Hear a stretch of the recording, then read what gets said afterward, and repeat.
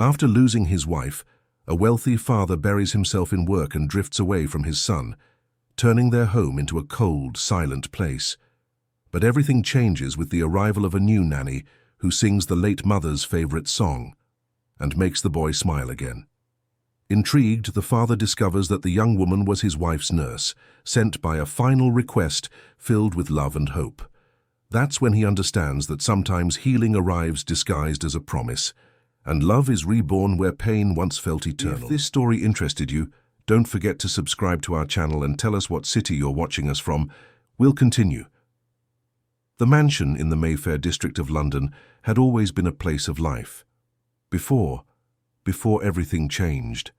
Before silence took over the spacious corridors, before the heavy curtains blocked out the sunlight, before the grand piano remained closed like an ivory tomb in the center of the living room, Raphael Miller walked through that enormous house every day without truly seeing it.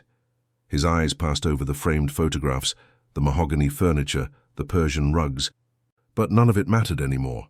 Everything had lost its meaning 2 years ago since Helen left. Helen. The name still hurt like an open wound. His wife, his companion, the woman who had transformed that cold house into a home filled with music and laughter. She had been a pianist, talented and passionate, with fingers that danced over the keys as if conversing with angels. It was she who had chosen the imported grand piano, who spent hours playing for little Luke while rocking him in her arms. But now the instrument stood there untouched, covered by a velvet shroud, as if it too were in mourning. Raphael had plunged into work. It was easier that way. Endless meetings, business trips, contracts that stretched into the early hours. Anything not to have to return home and face reality. Not to have to look at Luke and see Helen's eyes reflected in that small face. The boy was only 5 now, but seemed to carry a weight far greater than his age. He no longer spoke. He no longer smiled. He spent his days sitting in his room, looking out the window, as if waiting for someone who would never return. Nannies came and went, one after another. None could connect with Luke. The boy ignored them, living in his own world of silence and sadness. Raphael knew he should be present, knew his son needed him, but every time he tried to approach, he felt a lump in his throat. How could he care for someone else when he himself was shattered inside? It was Mrs. Celia, Helen's mother, who took the initiative. The elderly lady with grey hair and eyes still marked by the pain of her daughter's loss appeared at the mansion one August afternoon with London's characteristic chill cutting through the air. Raphael received her in his study, surprised by the unexpected visit. She wasted no time with formalities. "I've hired a new caregiver for Luke. She starts tomorrow." Raphael looked up from the papers scattered across his desk, frowning. "Mrs. Celia, I appreciate your concern, but I don't think it's necessary. We already have staff in the house, and I myself am trying to spend more time with him." It was a lie, and they both knew it. His mother-in-law crossed her arms, her gaze firm. "Raphael, you're destroying that boy. He doesn't speak. He doesn't eat properly. He doesn't play. He's wasting away right in front of you, and you prefer to hide in work rather than face reality. Helen wouldn't have wanted this." Helen's name, spoken aloud, made Raphael flinch. He looked away, his jaw tense. "Don't talk about her as if you knew her better than I did. I carried her in my womb for 9 months and raised her for 30 years, Raphael. I knew every dream, every fear, every hope she had. And I know Helen's greatest fear, in the last moments she spent with us, was that you would, shut yourself off and emotionally abandon Luke." Mrs. Celia's voice trembled. "Don't let her fear become a reality."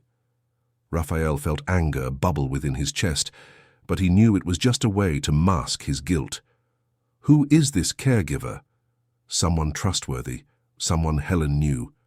Mrs. Celia stood up, adjusting her handbag on her shoulder. "Give her a chance, Raphael, for Luke."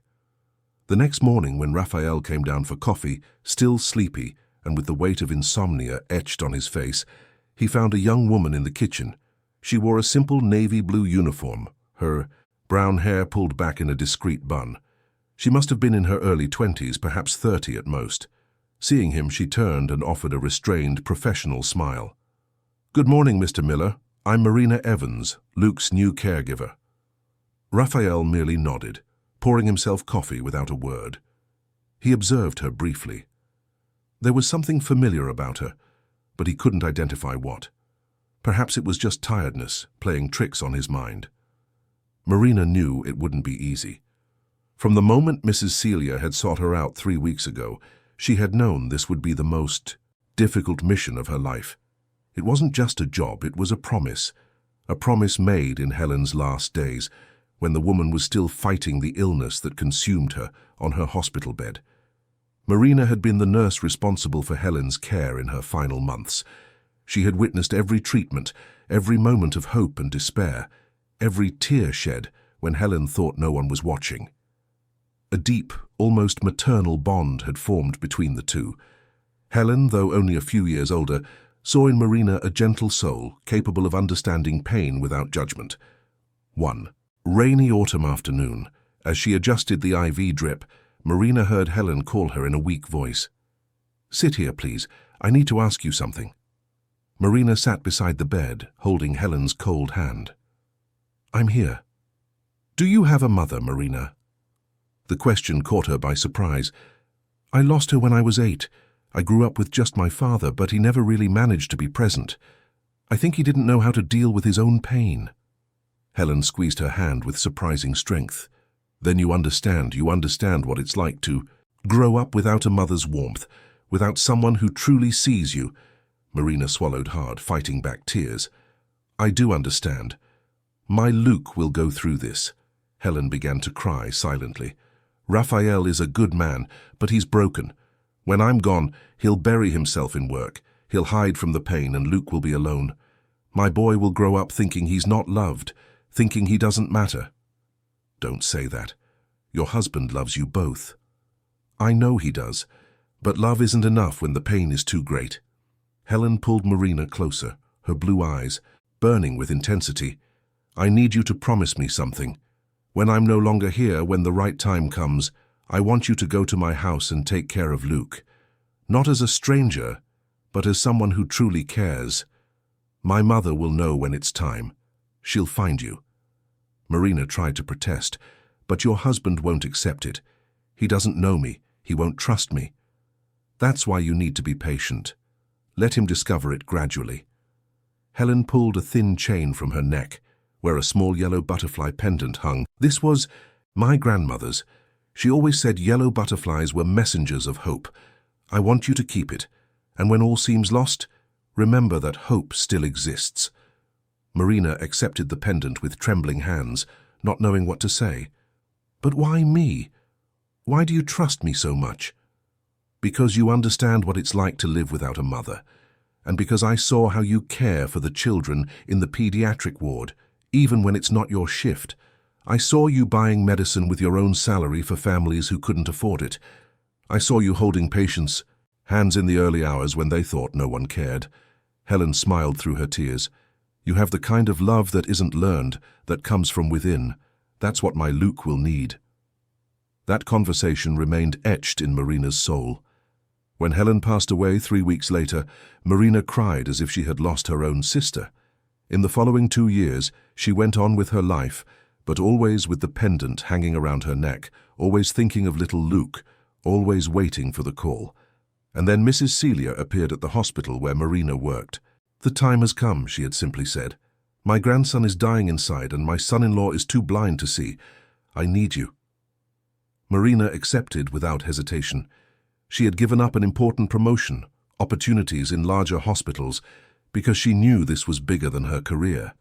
It was the fulfillment of a sacred promise. Now, standing in that enormous kitchen, watching Raphael disappear upstairs without a word, Marina felt the weight of the task. But she wouldn't give up. She couldn't. She went up to Luke's room. The door was ajar. Inside, the boy was sitting on the edge of the bed, his small feet swinging without touching the floor, his eyes fixed on the window. He didn't even turn when Marina entered. "Hi, Luke. My name is Marina. I've come to spend some time with you, if you let me." Silence. The boy continued looking out the window as if she didn't exist. Marina sat on the floor, leaning against the wall, without forcing an approach. "You know, I also really liked looking out the window when I was little. I used to imagine stories about the clouds, about the birds, about the places they visited. Nothing. But she didn't expect a response so soon. She spent the entire day there, sitting on the floor, sometimes talking softly, sometimes just in silence. She didn't try to force games, didn't try to convince him to eat more than he wanted. She just was present. In the afternoon, as the sun began to set and tint the room golden, Marina began to hum. It was an old, soft melody, a lullaby that Helen had sung to Luke since before he was born. Marina knew it because Helen used to hum it on difficult days in the hospital, when the pain was too much and music was the only thing that brought calm. For the first time, Luke stirred. He slowly turned his head, his eyes wide, fixed on Marina. She continued singing, as if nothing had changed, but felt her heart quicken. When the song ended, Luke got down from the bed. He walked towards Marina with slow, cautious steps. He stopped right in front of her and, for the first time in months, opened his mouth. Again. The voice was a hoarse whisper, weak from disuse, but it was a voice. Marina felt her eyes sting, but she remained calm. "Of course, darling." And she sang again. This time Luke sat beside her, leaning his head on her shoulder. He didn't say anything else, but his breathing became calmer, lighter. Marina didn't know that Raphael was outside the room, paralyzed in the hallway. He had arrived home earlier than usual from work, a rare occurrence, and had gone upstairs to check on his son. When he heard the music, he froze. That melody, that damned melody that Helen used to sing every night, that echoed through the house like a sweet, torturous ghost. How did that stranger know? That song? How dare she sing it inside his house to his son? But then he heard it, Luke's voice, faint, but real. Again. Raphael peeked through the crack in the door and saw his son leaning against the young woman, more relaxed than he had been in years. He felt anger, confusion, and something deeper that he couldn't name. He didn't know if he wanted to go in there and snatch his son away from that woman, or if he wanted to sit on the floor and cry. He went downstairs in silence, locked himself in his study, and called Mrs. Celia. His voice came out harsher than he intended. "Who is this woman you sent to my house?" On the other end of the line, a sigh. "Trust me, Raphael, give it time." "That's not an answer. How does she know that song? How does she know how to handle Luke like that?" "Because Helen taught her." Mrs. Celia's voice was laden with emotion. "Marina took care of my daughter in her final months. They formed a very strong bond. Helen trusted her more than anyone else." Raphael felt his blood run cold. "Why didn't you tell me this before?" "Because you wouldn't have accepted it. You're so lost in your grief that you can't see anything else. But look at your son, Raphael. Really look. He spoke today. After months of silence, he spoke, and it was because of her." Raphael hung up without another word. He went back up to Luke's room and watched through the crack. Marina was now showing the boy an illustrated book, pointing to the drawings and asking gentle questions. Luke didn't respond, but his eyes were attentive. Alive in a way Raphael hadn't seen in so long, something inside him broke, or perhaps it began to rebuild. In the following days, the routine changed. Marina arrived early, even before Raphael left for work. She prepared Luke's breakfast, sat with him while he ate, told stories, drew. And every day, at some point, she sang that song. Luke began to speak more, single words at first, then short sentences. He asked to hear the music again. He asked for water. He asked to see the garden. Each word was a small victory, a miracle that Raphael observed from a distance, still unsure how to approach. A week after Marina arrived, she did something that completely disconcerted Raphael. She took Luke to the living room, removed the velvet cover from the grand piano, and opened the lid, revealing the immaculate keys. Raphael was passing through the room when he saw. He stopped at the doorway, his body tense. "Don't touch that." Marina turned, calm. "I thought Luke might like to hear some music. May I?" "No." Raphael felt the anger return. "That piano was Helen's. No one else plays it." Marina met his gaze without fear. "With all due respect, Mr. Miller, music doesn't die with the one who plays it. It lives. It's on in those who listen. And your son needs to listen." Before Raphael could reply, Marina sat on the bench and began to play. It wasn't the lullaby. It was something more complex, a Chopin piece that Helen adored, and Marina played it with perfection, with feeling, as if she had practiced it 1,000 times. Luke ran to the piano, his eyes shining. He sat beside Marina on the bench, watching her fingers dance across the keys. For the first time in years, he smiled. A small, hesitant but genuine smile. Raphael stood there leaning against the doorframe, unable to move. Who was this woman? How did she know how to play like Helen? How did she know everything Helen knew? When the music ended, Luke clapped his hands. Marina laughed and pulled the boy closer. "Want to try?" Luke looked at his father, as if asking for permission. Raphael nodded, still dazed. Marina guided Luke's small fingers over the keys, showing him how to make simple sounds. The boy was radiant, completely absorbed. Raphael left the room and went straight to what had been Helen's bedroom. He opened the closet, searching among the boxes stored at the back. He found what he was looking for. The diaries Helen kept, the letters she had written in her final months. He had never dared to read them, but now he needed answers. He leafed through page after page until he found it. An entry dated 2 months before Helen's passing. "Today I had a long talk with Marina, my nurse. It's incredible how some people enter our lives at just the right time. She told me about the mother she lost, about her absent father, about how she learned to transform pain into compassion. I see something special in her, a genuine light. I've been thinking a lot about Luke, about what will happen to him when I'm no longer here. Raphael is strong, but he is also fragile. I'm afraid he'll get lost in his grief and leave our son alone. Marina understands this in a way few people would. I asked her that when the time is right she take care of Luke, not as an employee but as someone who truly cares. She hesitated, but I saw in her eyes that she will fulfill it. I'll talk to Mum about this. I'll leave instructions. Luke needs someone, like her." Raphael closed the diary, his hands trembling. Helen had planned everything. She knew he would fail, knew they would need help. And she had chosen Marina. He felt a mixture of gratitude, anger, and shame. Gratitude because Marina was truly helping Luke. Anger because it seemed Helen hadn't trusted him. Shame because Helen had been right. He had failed as a father. He went downstairs slowly. Marina and Luke were still at the piano. Now she was teaching the boy to play a simple melody, her 2 hands guiding his with infinite patience. Raphael leaned against the wall, and for the first time in 2 years, allowed himself to truly look at his son. Luke was happy, truly happy, and that hurt and healed at the same time. That night, after Luke had gone to sleep, Raphael sought out Marina in the kitchen. She was preparing tea, still in her blue uniform. "We need to talk." Marina turned, her expression serene but attentive. "Of course, Mr. Miller." "Sit down." She obeyed, her hands crossed on the table. Raphael pulled up a chair and sat opposite her, his gaze penetrating. "My mother-in-law told me who you are, that you took care of my wife in the hospital." Marina nodded. "That's true." "Why didn't you tell me this from the beginning?" "Because Mrs. Celia thought it best not to say, and because I knew you wouldn't accept it if you knew.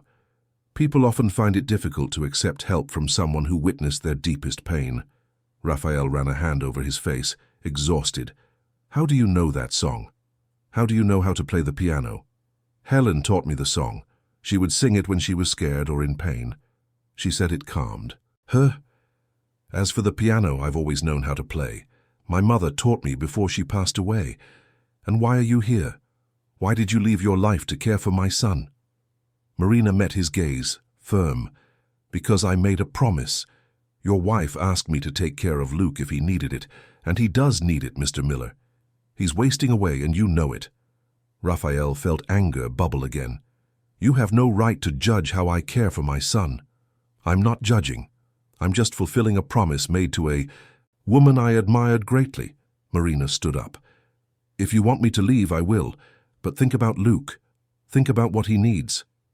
She left the kitchen before Raphael could reply, leaving him alone with his tortured thoughts. Raphael spent the night awake, He thought of Helen, of Luke, of Marina. He thought of everything he had lost and everything he could still lose if he continued on his current path. For the first time, he allowed himself to feel the complete pain of loss without trying to bury it in work. And he cried as he hadn't cried since the day he received the news that Helen wouldn't be coming home. He cried until he had no more tears, until his chest ached, until exhaustion overcame him. When the sun rose, it found Raphael still sitting in his study, his eyes red, but something within him was different, lighter, more present. He went up to Luke's room and entered slowly. The boy was still asleep, curled up in the blankets, his face peaceful. Raphael sat on the edge of the bed and gently ran a hand through his son's hair. "I'm sorry, my son, I'm sorry for being absent. I'll try to be better, I promise." Luke slowly opened his eyes and, seeing his father there, smiled, a small but real smile. "Daddy." It was the first time he had called him that in months. Raphael pulled the boy into a tight hug, feeling the small body nestle against his. "I'm here, Luke, I'm here." When he came down for breakfast, he found Marina in the kitchen. She greeted him with a nod, maintaining a professional distance. But Raphael approached. "Thank you for everything you're doing for Luke, and I'm sorry for being rude yesterday." Marina relaxed a little. "You don't need to thank me, I'm just fulfilling what I promised." "Still," Raphael hesitated, "I'd like you to stay. But I want to understand better. I want to know everything about the time you spent with Helen. I want to know what she said, what she thought. I need that." Marina nodded. "I'll tell you everything, in time." And so, a new phase began. Raphael still went to work, but returned earlier. He had dinner with Luke. He sat in the living room while Marina played the piano, watching his son play along, his small fingers, fumbling on the keys but always trying. Gradually the house began to come back to life. The curtains were opened, sunlight flooded the rooms, and Raphael, for the first time in 2 years, felt that perhaps there was a way back. Not to what it was before, but to something new, something Helen would have wanted him to find. Marina observed everything with a mixture of hope and caution. She knew the path would be long. She knew there would be setbacks, difficult moments, crises. But for the first time she saw a glimmer of light at the end of the tunnel, and she would do everything to ensure that light didn't fade. The following weeks brought subtle but profound changes to the Mayfair mansion. Raphael still woke up early, still went to his study, but something had transformed within him. Now, instead of getting lost in endless meetings, he watched the clock, eager for the time to return home. He wanted to see Luke. He wanted to join them for dinner. He wanted to hear the day's stories, the small achievements that had previously gone unnoticed. Luke was different. He spoke more each day, though he was still a child of few words. But he smiled. He played. He ran through the garden chasing butterflies that appeared on sunny September afternoons. And always, he asked Marina to play the piano. She had become an essential part of the routine, not just as a caregiver, but as a presence that brought balance and warmth. She prepared meals that Luke actually ate, invented games that made him laugh, told stories before bed with a soft voice that calmed even the most terrible nightmares. Raphael observed all this with a mixture of gratitude and discomfort. Gratitude because he finally saw his son returning to life. Discomfort because Marina seemed to know Luke in a way that he, the father himself, didn't, as if there was an invisible connection between them that he didn't fully understand. One Thursday afternoon, Raphael arrived home earlier than usual. He went upstairs silently and stopped in front of Luke's room. The door was ajar, and he could hear voices inside. Marina was sitting on the floor, surrounded by colored pencils and sheets of paper. Luke was drawing beside her, his tongue sticking out in concentration. "This is Daddy," Luke pointed to a tall stick figure. "And this is Marina, and this is me." Marina smiled, running a hand through the boy's hair. "It's beautiful. Your family." Luke stopped drawing and looked at her with those big, serious eyes. "Will Marina leave one day?" The question made Marina's heart clench. She chose her words carefully. For now I'm here and I'll stay as long as you need me, okay? But what if you get married? Or if you find another job? The boy's voice was laden with fear, the fear of someone who had already lost too much. Will you leave me like Mommy did? Marina pulled Luke into a tight hug. Listen here, little one. Your mother didn't leave you because she wanted to. She loved you more than anything in the world, and wherever she is now, she still loves you. Nothing changes that. But she's not here. No one stays. Luke began to sob softly. Daddy doesn't stay either. He works all the time and doesn't even look at me properly. Raphael felt the words like a punch to the stomach. He leaned back against the hallway wall, his legs weak. Marina held Luke's face gently. Your dad loves you very much, you know. His heart is just hurt. You know when you fall and scrape your knee, it hurts a lot, right? Well, your dad's heart got scraped too, and hearts take longer to heal than knees. Why doesn't he talk to me then? Because sometimes adults don't know how to talk about things that hurt. But I'll tell you a secret. Marina lowered her voice as if sharing something precious. Your dad comes home earlier every day just to see you. He stands at your bedroom door in the morning, before going to work, just watching you sleep, and when you play the piano, he sits in the living room hidden to listen. He's trying in his own way. Really? Really? Marina wiped the tears from the boy's face. And you know what? I promised your mom I would take care of you, and I always keep my promises. So I'm not leaving, okay? Not while you need me. Luke clung to her, his small face buried in her shoulder. I love you, Marina. I love you too, little one. Raphael left in silence, went downstairs, and locked himself in his study. He sat in the leather armchair and let the tears fall freely. His son thought he didn't care. His son felt abandoned. And the worst part was Luke was right. He ran a hand over his face, trying to compose himself. He needed to change this. He needed to be truly present, not just physically, but emotionally. But how? How to reconnect with a child when he himself was broken into 1,000 pieces? He stood up and went to the bookshelf, where he kept some of Helen's belongings he hadn't been able to donate. Books, photographs, some jewelry. And then he saw it. A wooden box he didn't remember, putting there. With trembling hands he picked up the box and opened it. Inside was a letter. The envelope was cream-colored, with her elegant handwriting on the front. For Raphael, open only if Marina comes to work in our home. Raphael sat down again, his heart racing. With trembling fingers, he opened the envelope and unfolded the handwritten pages. My love, if you are reading this letter, it's because Marina is there, taking care of our Luke. I know you must be confused, perhaps even angry. You must be wondering why I did this without telling you. So let me explain. I met Marina during the worst moments of my life, when the pain was so great that I just wanted to give up. She was the one who held my hand through difficult nights, who wiped my tears when I cried from fear, who helped me find the strength to keep fighting, even knowing that perhaps the fight was in vain. I talked a lot with her. I told her about you, about Luke, about our dreams, about the fear I felt. And you know what scared me the most, Raphael? It wasn't leaving. It was leaving the two of you alone, knowing that you would get lost in your grief. I know you, my love. I know how you deal with difficult things. You shut down. You bury yourself in work. You build walls around your heart so you don't feel. And Luke will need you. He'll need you to be present, not just physically, but truly. He'll need a father who sees him, who hears him, who hugs him. That's why I asked Marina to take care of him.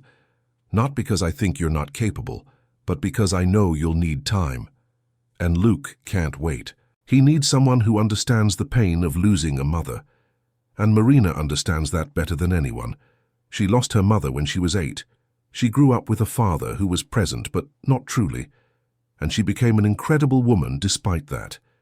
She has a capacity for love that is rare, Raphael. It's genuine, it's pure, it's the kind that heals. I asked her to teach Luke our music. I asked her to play the piano with him. I asked her to do everything I would do if I were still here, not to replace me. No one can do that, but to ensure our son doesn't get lost along the way. And now I need to ask you something, my love. Don't be hard on her. Don't push her away from our home, from Luke's life. She's there because she made me a promise, because she's a woman of her word. Give her a chance and give yourself a chance to start over. I know it will hurt. I know seeing someone caring for Luke, playing our piano, singing our songs will feel like a betrayal. But it's not. It's a continuation. It's proof that love doesn't end. It just transforms. I love you, Raphael. I will always love you, and because I love you, I want you to be happy. I want Luke to be happy, and if Marina can help with that, then let her. Please. With all my love, now and always, Helen P.S. There's another letter tucked away. My mother knows where it is, but that one should only be opened at the right time. You'll know when the time comes. Raphael read the letter 3 times, then once more. Helen's words echoed in his mind, each sentence a piece of comfort and at the same time a challenge. She knew him better than he knew himself.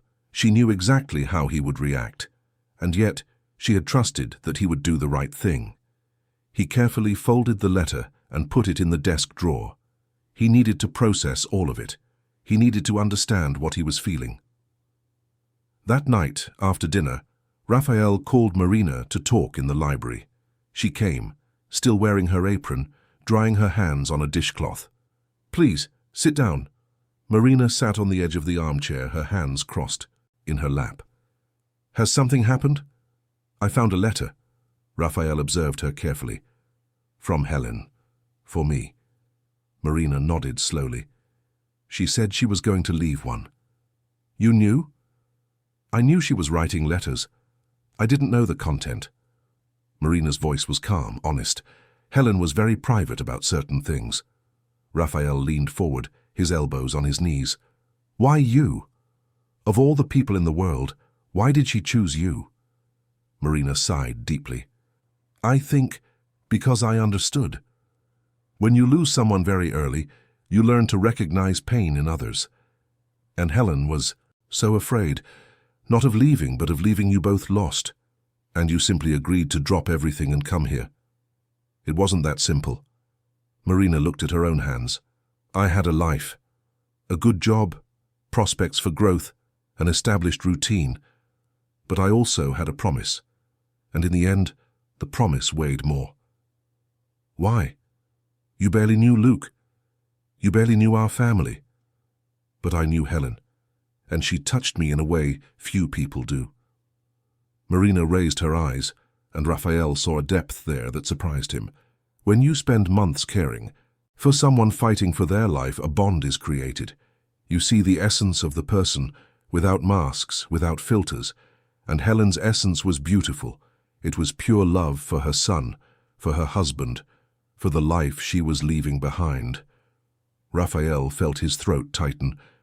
How was she in her last days? "Brave." Marina smiled sadly. "Afraid, but brave. Concerned about you both. Every conversation, every thought led back to you and Luke. She made me promise I would sing that song, that I would play the piano, that I would teach Luke to draw. She made mental lists of everything she wanted me to do." Raphael cleared his throat. "And you memorized everything?" "I wrote it down. I have a notebook with all the things she asked me for, from Luke's favorite ice cream flavor to how he likes to be woken up in the morning." Marina's voice wavered. She wanted to make sure he wouldn't forget her, but she also wanted him to be happy.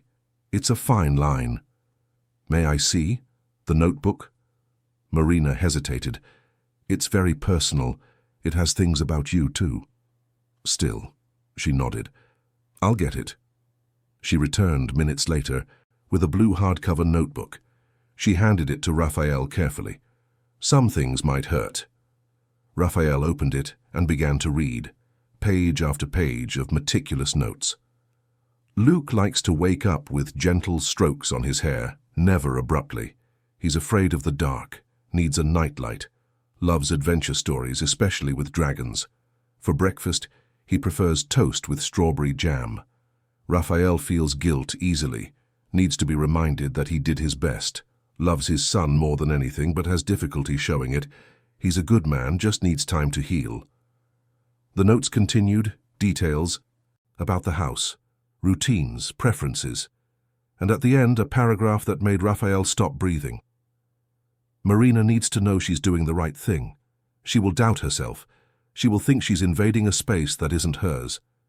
But she isn't. She is honoring a friendship. She is saving a child. She is being the bridge this family needs. And perhaps, one day, Raphael will see in her what I saw.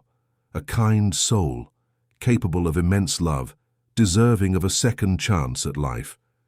If that happens, may they be happy, without guilt, without pain, with my blessing. Raphael slowly closed the notebook and handed it back to Marina. She wrote all that on her own. Yes, we spent many hours talking.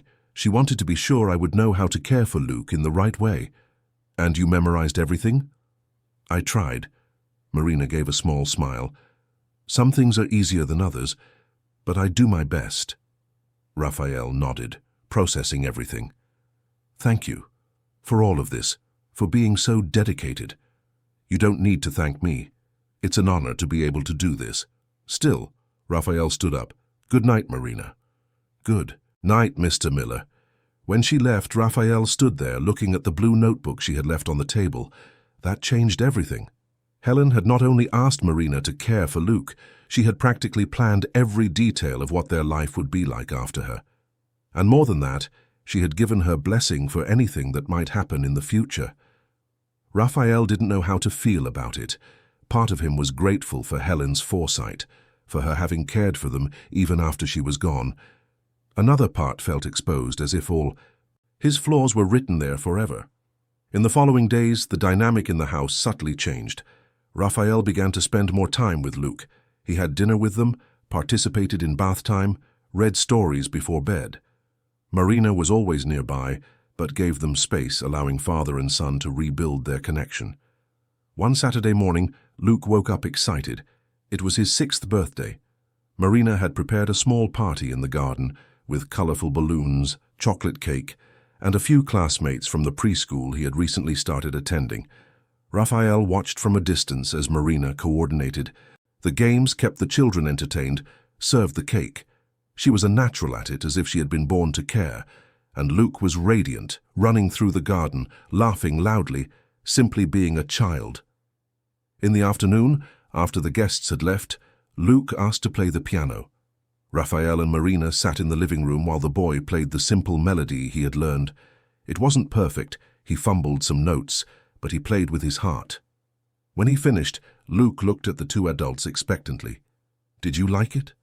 I loved it, Marina replied, pulling the boy into a hug.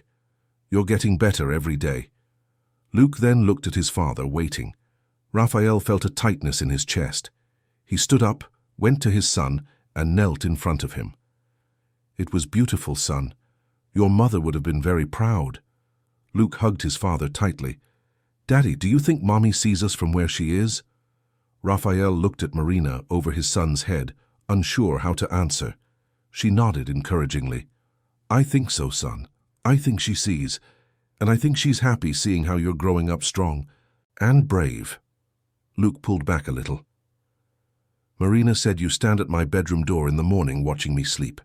Is that true? Raphael blinked, surprised. It's true. Why? Because I like to see you at peace. Because sometimes I still can't believe I have such an incredible son. Raphael's voice faltered. Because I love you, Luke, more than anything. I love you too, Daddy. Luke hugged his father again. Can you stay home more? Work less? I'll try. I promise I'll try. Marina watched it all with a discreet smile, her eyes shining. That was what Helen wanted. That was the reason for everything. That night, after putting Luke to sleep, Raphael found Marina in the kitchen preparing tea. May I join you? Of course. They sat at the table in comfortable silence. Raphael took a sip of the hot tea before speaking. Are you studying something? I saw books in your room the other day. Child psychopedagogy. Marina stirred her tea distractedly. I want to better understand how to deal with children who have experienced trauma. I think it can help with Luke. You don't have to do that. I know, but I want to. Marina looked at him. I want to be the best version of myself so I can help him in the best possible way. Raphael nodded admiringly. Helen chose well. Marina blushed slightly. She saw good things in people that they didn't see in themselves. And what did she see in you? I don't know. Perhaps someone who needed a mission as much as you both needed help. Marina gave a sad smile. My life was empty before this. Work, home, work. Caring for Luke gave me a purpose. And when he no longer needs you, what will you do? The question hung in the air, heavy. Marina took a moment to answer. I don't know. I haven't thought about that yet. Well, Raphael stood up. I hope that day is a long way off. Me too. Raphael went to sleep that night with confused thoughts. Marina was becoming essential not only for Luke, but for the entire dynamic of the house. The mansion no longer seemed like a cold mausoleum. There was life there. There was laughter, music, routine, and all of it because of her. On Sunday morning, Mrs. Celia appeared to visit her grandson. She brought gifts, hugs, and also a penetrating gaze when she saw Marina and Raphael talking in the living room while Luke played in the garden. After lunch, when Marina took Luke for a nap, Mrs. Celia called Raphael to the veranda. I want to talk to you. About what? About Marina. The elderly lady crossed her arms. I've noticed how you look at her. Raphael tensed. I don't know what you're talking about. Don't lie to me, Raphael. I'm old, not blind. You're starting to see her differently. She takes very good care of Luke. It's not just that, Mrs. Celia sighed, and I'm not saying it's wrong. Helen made it clear she wanted you to move on to be happy, but I need you to understand one thing. What? Marina isn't here for self-interest. She doesn't want your fortune, your house, your status. She's here out of love for what she promised my daughter. So if you're developing feelings, you need to be sure they're genuine, because she doesn't deserve to be just another way for you to fill the void. Raphael remained silent, processing the harsh but necessary words. I know that. You know. Or do you just think you know? Mrs. Celia touched his arm. Think carefully, Raphael. Think about what you're truly feeling. And when you're sure, then you can act. But not before. She left shortly after, leaving Raphael with more questions than answers. Was he developing feelings for Marina? Or was it just gratitude, dependence, the need to fill the void left by Helen? He spent the rest of the day observing Marina with new eyes, the way she laughed at Luke's jokes, how she carefully prepared meals, how she played the piano with her eyes closed, lost in the music, how she took care of every detail of the house without expecting recognition. And he realized that Mrs. Celia was right. He was starting to see her differently, not as a replacement for Helen, but as Marina, a unique person with her own qualities, with a particular light. And that scared him deeply, because accepting it meant accepting that he was moving on. And moving on felt like a betrayal of everything he had with Helen. But then he remembered the words in the letter. I want you to be happy. I want Luke to be happy. Perhaps happiness wasn't betrayal. Perhaps it was honor. Honor to the memory of someone who loved so much that she wanted to ensure life continued, even without her. Raphael spent the night awake again, wrestling with thoughts and feelings he couldn't organize. And for the first time in a long time, he didn't just feel pain when thinking about the future. He felt something akin to hope. October brought flowers and colors to the mansion's garden. The azaleas bloomed in shades of pink and white, and Luke spent hours playing among the plants, inventing stories about fairies and pixies living among the petals. Marina always accompanied him, sitting on a wooden bench, reading or simply watching the boy reclaim the childhood he had lost. Raphael watched everything from a distance, increasingly aware that his life had completely changed in recent months.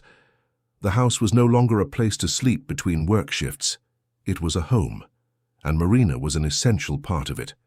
He had started to notice small details, how she always left fresh coffee for him in the morning, even on days he woke up late, how she knew his preferences without ever asking, how her eyes sparkled when Luke achieved a new milestone, how she hummed softly while preparing dinner, purposely off-key just to make the boy laugh.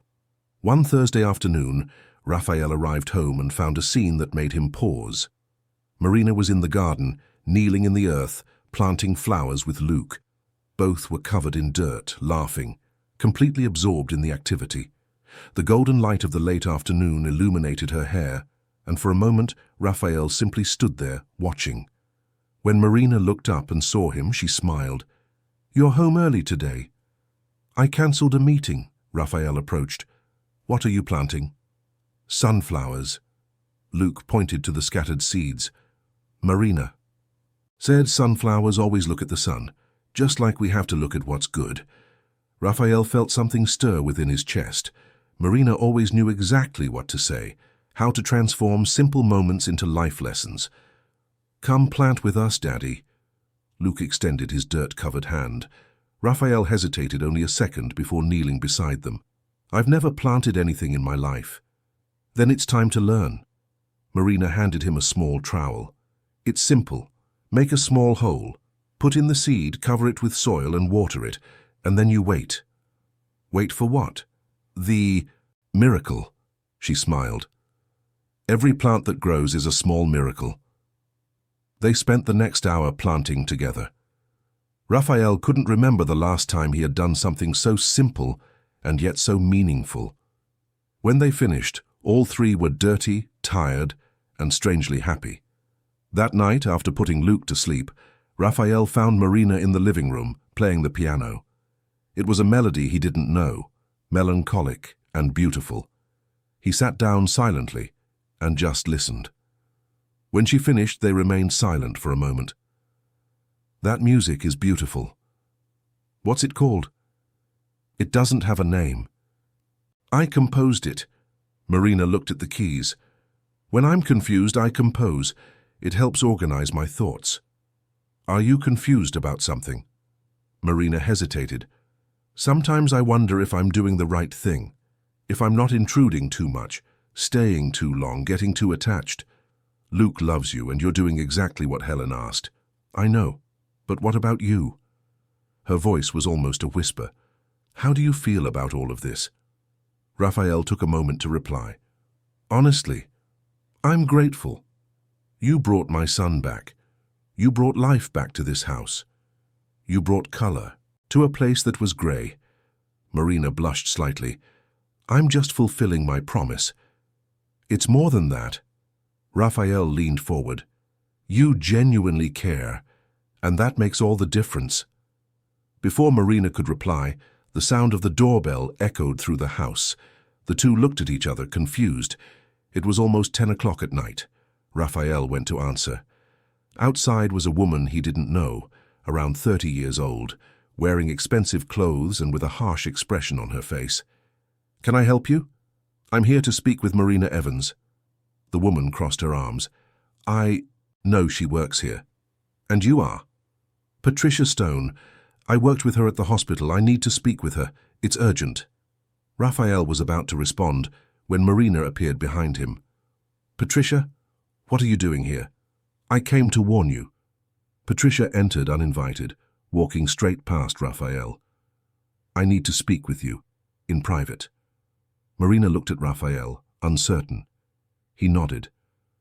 "You can use the dining room." The two women moved away, and Raphael remained there, uneasy.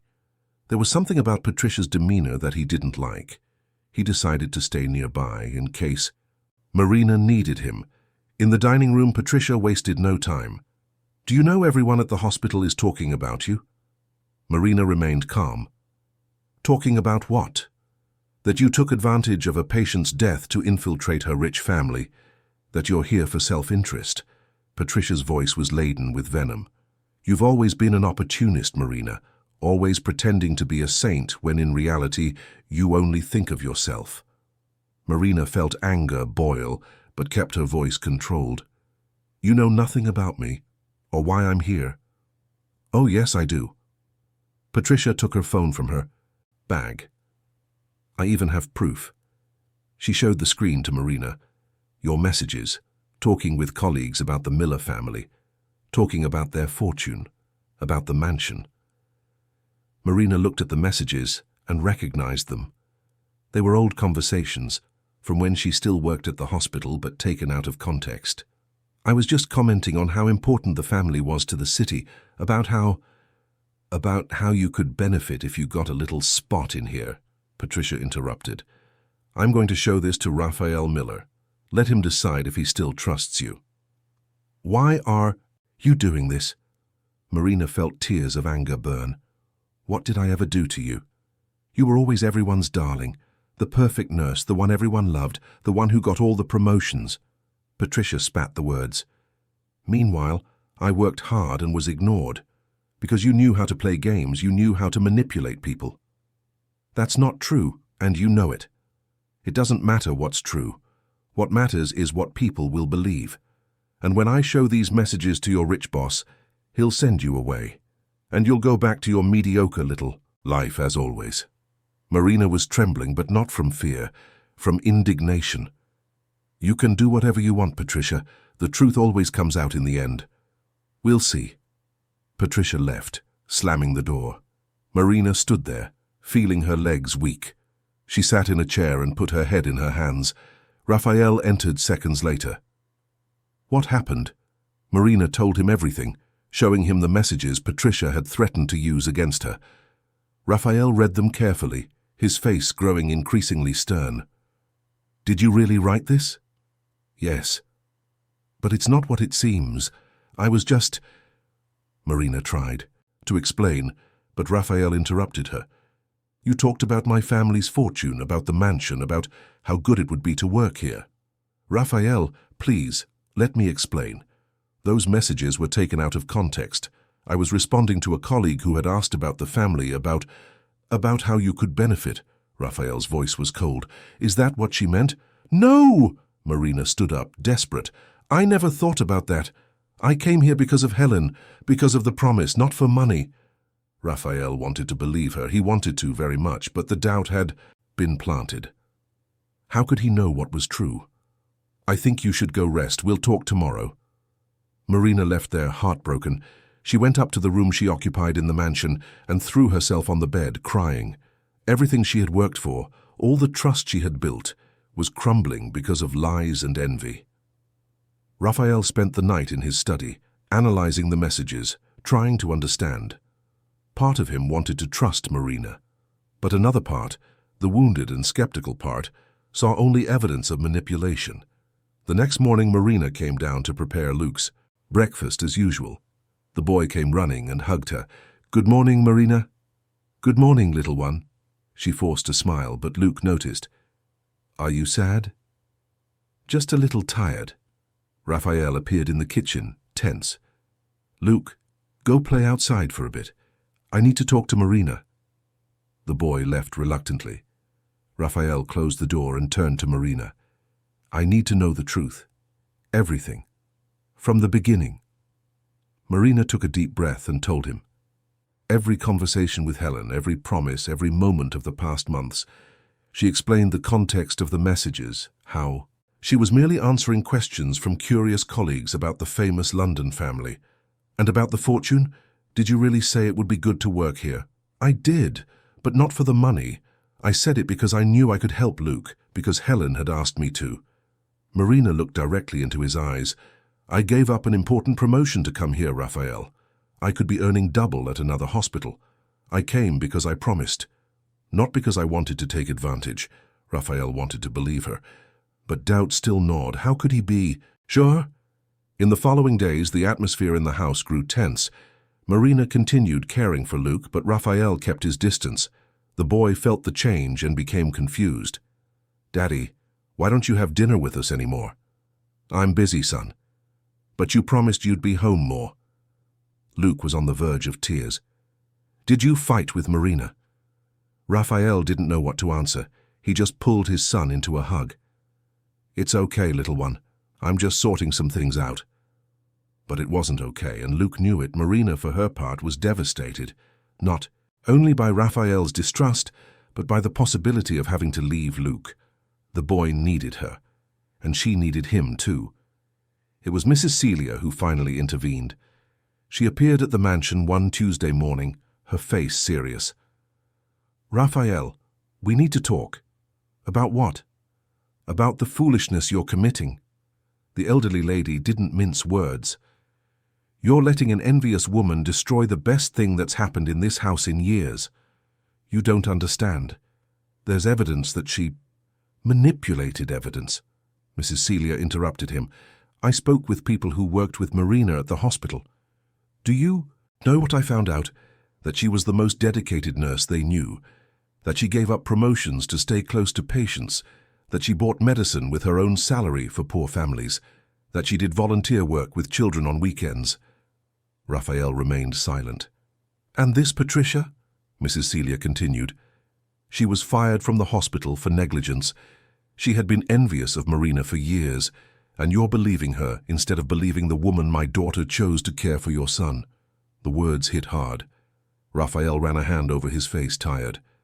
"How? Do you know all this?" "Because I investigated. Because I wasn't going to let someone destroy Marina's reputation without looking into it first." The elderly lady crossed her arms. "And I suggest you do the same. Go to the hospital. Talk to the people who worked with her. Find out the truth for yourself." Raphael knew she was right. He spent the following days discreetly investigating. He spoke with doctors, nurses, administrators, and every conversation confirmed what Mrs. Celia had said. "Marina is exceptional," a doctor said. "I've never seen anyone so dedicated. Patients loved her." "She saved my daughter once," a mother recounted. "She noticed a complication no one else had seen, and then she stayed with her all night to make sure she was okay." "Patricia," a nurse grimaced. "That woman was venomous. She was envious of anyone who stood out. She was furious when Marina received an honor from the board. Each testimony was a brick rebuilding Raphael's trust, and also revealing the magnitude of the mistake he had made. He returned home one Friday afternoon, determined to make things right. He found Marina in the garden with Luke watering the sunflowers they had planted together. Some were already starting to sprout from the earth. "Marina, can I speak with you?" She nodded, asking Luke to continue playing. The two moved away a little. "I investigated," Raphael began, without beating around the bush. "I went to the hospital. I spoke with dozens of people, and they all said the same thing, that you are an exceptional person, that Patricia was lying." Marina maintained a neutral expression. "And you needed other people to believe me?" "I did, and it was wrong." Raphael took a step forward. "I'm sorry, Marina. I'm sorry for doubting you, for believing someone who only wanted to destroy you, for being unfair." Marina felt the tears well up. "Do you know how much it hurt? To see that after everything, you still doubted my intentions?" "I know, and I have no excuse." Raphael's eyes were also shining. "I can only say that I was afraid to trust, afraid to open up, afraid to get hurt again, and I ended up hurting you in the process." "Why? Why were you afraid?" "Because you're becoming too important." Raphael's voice was almost a whisper. "Not just for Luke, for me too, and that terrifies me."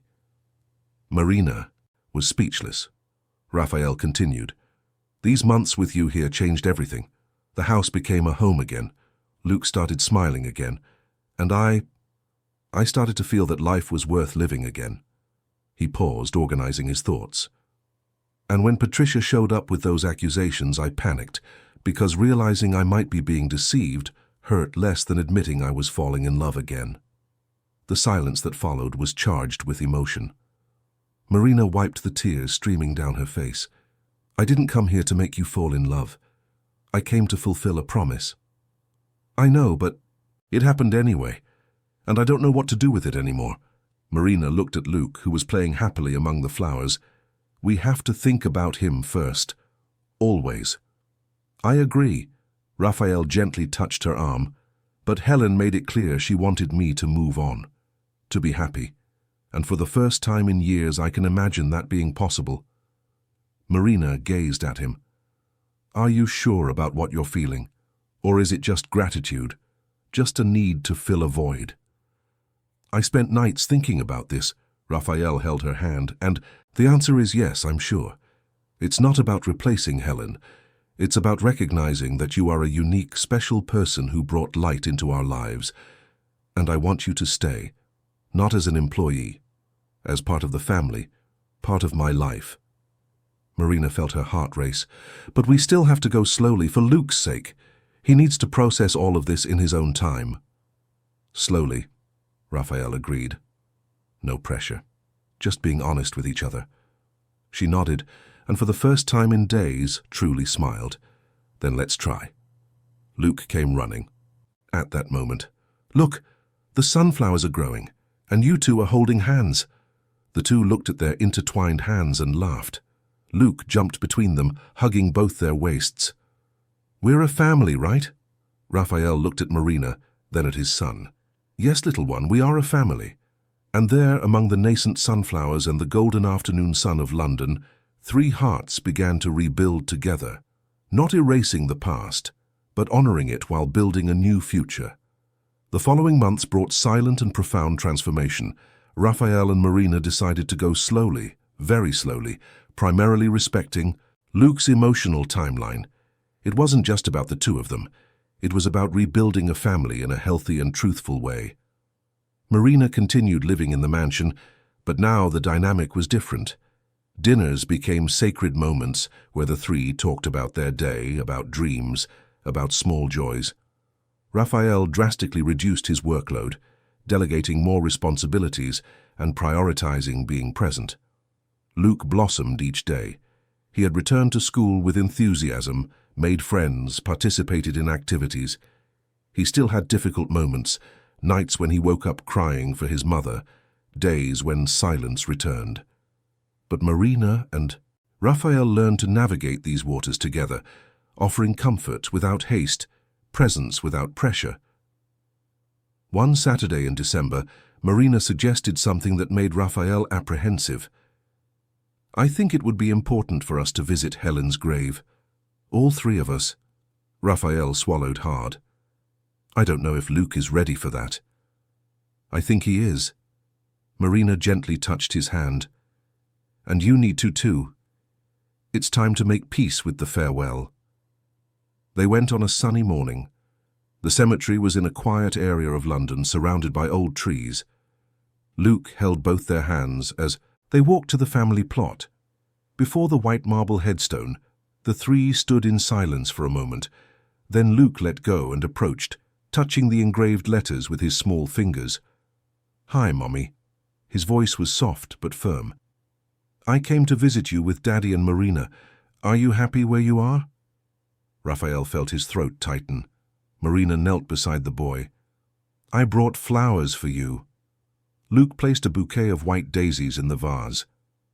Marina said daisies mean pure love, and I love you very much.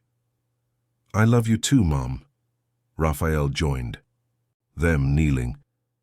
"And I miss you every day. But I want you to know that I'm trying to be the father you wanted me to be." Marina stood a little apart, giving space to father and son. But Luke called her. "Come here, Marina."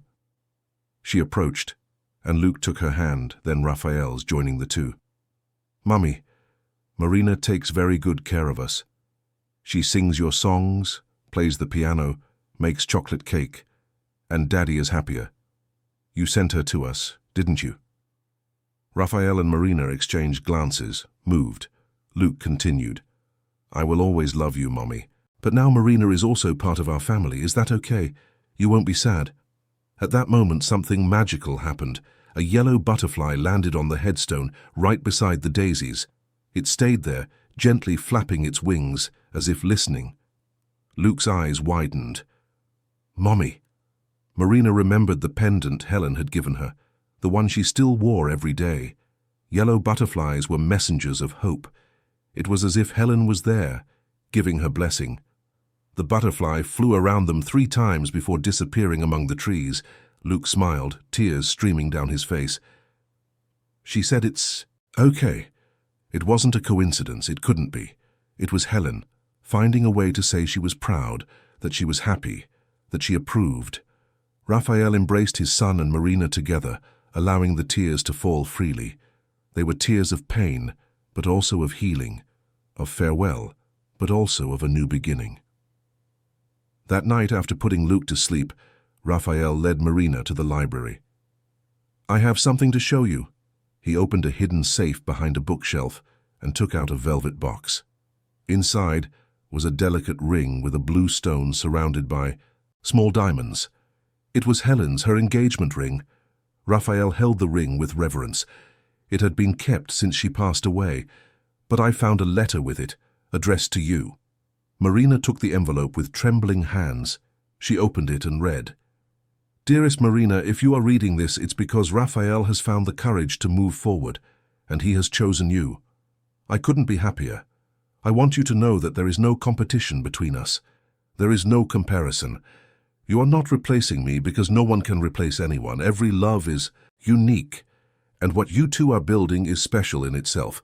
I leave my engagement ring to you, not as a symbol that you are taking my place, but as a symbol of unity. Two women who loved the same family, who cared for the same man and the same child. It is a bridge between past and future. And I also leave my wedding veil. It is kept in the main bedroom closet, in a blue box. I want you to wear it on the day you marry Raphael, not out of obligation, but if you wish. As a way to show that we are connected, that love does not end, it only transforms and multiplies. Take care of them, Marina. Love them with all the intensity I know you are capable of, and be happy. Please, be very happy. With eternal affection, Helen."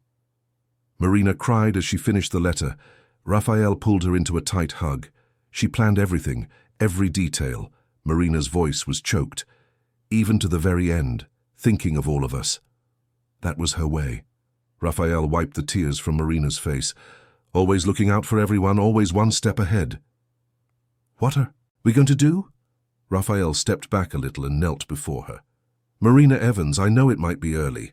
I know we're still getting to know each other in new ways. But I also know that you are the most incredible person I've ever met. You brought my son back to life, you brought me back to life, and I want to build a future by your side, if you'll have me." He took the blue ring from the box. "You don't have to answer now. You can take all the time you need. But I want you to know that my feelings are real, and that Helen has given us her blessing." Marina looked at the ring, at Raphael, at the letter still in her hands. Her heart said yes, but her mind urged caution. "And Luke, we'll talk to him, together, and we'll only move forward if he's comfortable."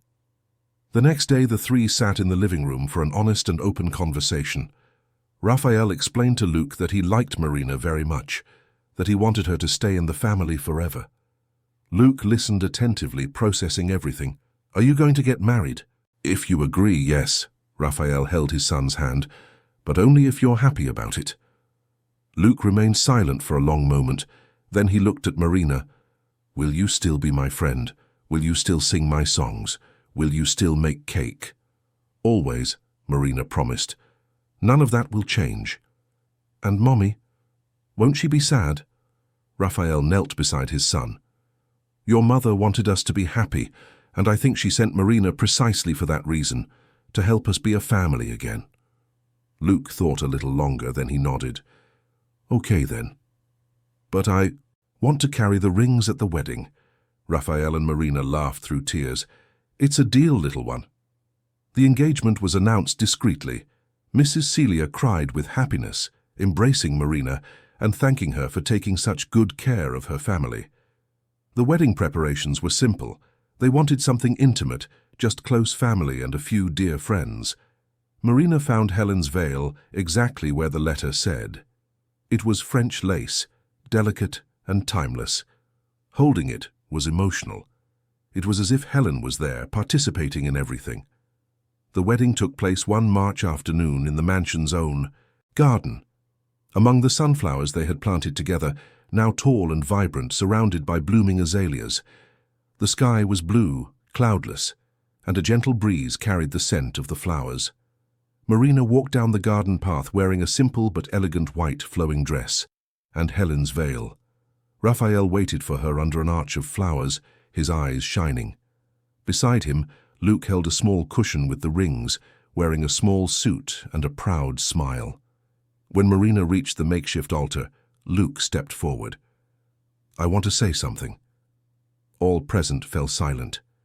The boy looked at Marina, then at his father.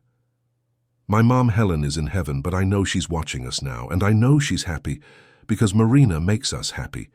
She takes care of us, loves us, and now she'll be part of our family forever." He looked up. "I love you, Mommy in heaven, and I love you too, Marina. You're my family." There wasn't a dry eye. Raphael pulled his son into a tight hug, then extended his hand to Marina, who joined them. The officiant continued with the ceremony, speaking words about love, family, new beginnings. When it came to the vows, Raphael held Marina's hands. "Marina, you appeared in my life when everything was dark. You brought light, hope, love. You taught me that it's possible to start over without erasing the past, that it's possible to love again without betraying memories. I promise to love you, respect you, and honor you every day of my life. I promise to be present, to be true, to be a partner, and I promise that we will build a beautiful family together." Marina wiped her tears before replying, "Raphael, when I promised Helen I would take care of you both, I never imagined I would find my own home in the process. You and Luke gave me purpose, gave me family, gave me love. I promise to always care for you, to honor Helen's memory while we build our own moments, and to love this family with everything I have." When the rings were exchanged, Luke handed them over with pride. And at the moment of the kiss, something magical happened again. A yellow butterfly appeared, flying between them, landing for an instant on Marina's hand before flying in circles and disappearing. Helen was there, approving, celebrating, blessing. The party was joyful but intimate. Live music, delicious food prepared by a chef Marina knew from her hospital days, laughter and hugs. Luke danced with Marina, then with his father, radiant with happiness. At the end of the night, when the guests had left and Luke was sleeping, exhausted, Raphael and Marina stayed in the garden under the stars. "We did it." Raphael pulled his wife close. "We created our family." "We did." Marina rested her head on his shoulder. "And we'll keep creating, every day." The following months brought more joy. Marina proposed creating a foundation in Helen's name, aimed at supporting families going through grief and loss. Raphael embraced the idea with enthusiasm. Together they established the Helen Miller Institute, which offered free psychological support, support groups, and therapeutic activities for children and adults dealing with significant losses. Marina also returned to study, graduating in psychopedagogy. She wanted to help not only Luke, but other children who carried trauma and pain. She set up a small care center annexed to the institute, where she offered therapy through art, music, and play. Luke grew up strong and healthy. They still visited Helen's grave regularly, always bringing flowers, always talking to her. And always a yellow butterfly appeared. 2 years after the wedding, Marina discovered she was pregnant. The news filled the house with joy, and also some apprehension. Luke would be almost 8 when the baby was born. How would he react? But the boy surprised everyone. When they told him, he jumped for joy. "I'm going to be a big brother. I can teach him everything, or her." Raphael and Marina decided not to find out the gender beforehand. They wanted the surprise. The months of pregnancy were calm, full of preparations and anticipation. Luke helped decorate the baby's room, choosing colors and stuffed animals. One September night, Marina went into labor. Raphael rushed her to the hospital with Luke under Mrs. Celia's care. Hours later, a perfect baby girl was born, with blue eyes like her grandmother Helen's and dark hair like Marina's. When they brought the baby home, Luke held her carefully, marveling. "She's so tiny. And she'll need you very much to protect her." Marina smiled. "What are you going to name her?" Raphael and Marina exchanged glances. They had thought a lot about this. "Helen Sophia." Helen in honor of the mother he lost. Sophia because it means wisdom, and because wisdom is what we learn from everything we go through. Luke approved with a solemn nod. "Helen will like it. The one in heaven, I mean. She certainly will." Raphael kissed his daughter's forehead, then his son's, then his wife's. "We are a blessed family." The years passed in relative tranquility. The mansion that was once a place of silence and pain became a vibrant home filled with music, laughter, children running around. Luke proved to be a protective and affectionate brother, always attentive to little Helen, always patient with her mischief. The Helen Miller Institute grew, helping hundreds of families every year.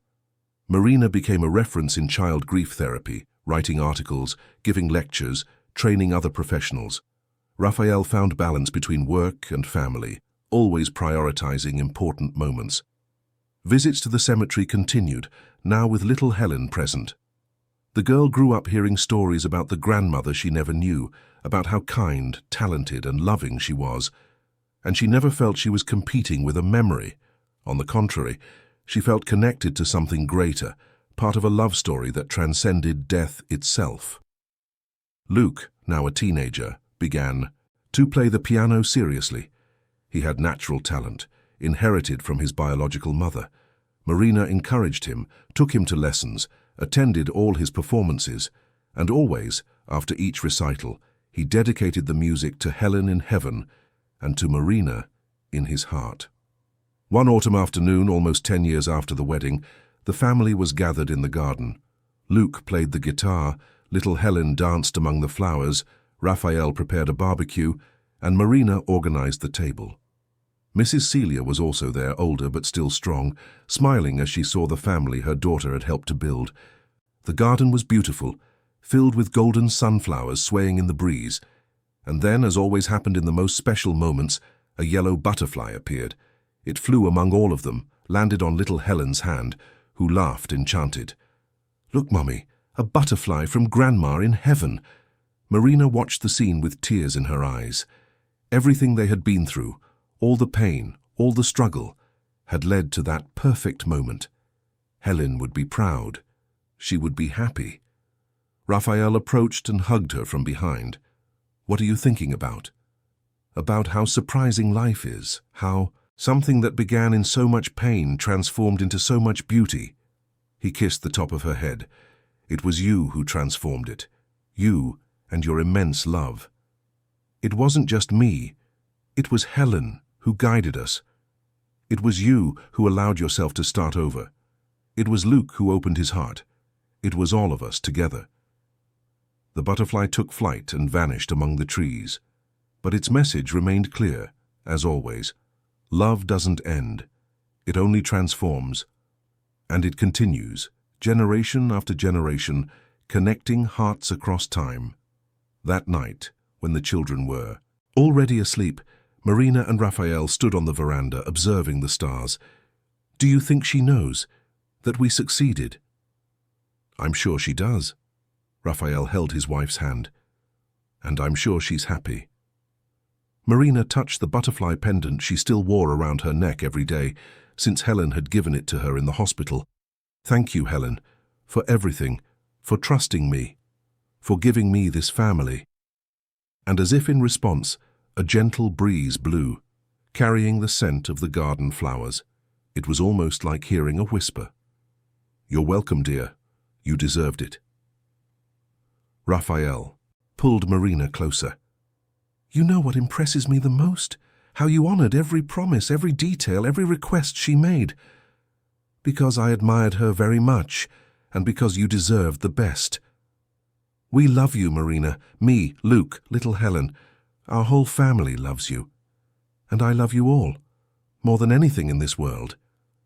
They stood there, embraced, under the stars of London, grateful for the second chance life had given them. Grateful for Helen, who, even after leaving, continued to unite the family through love.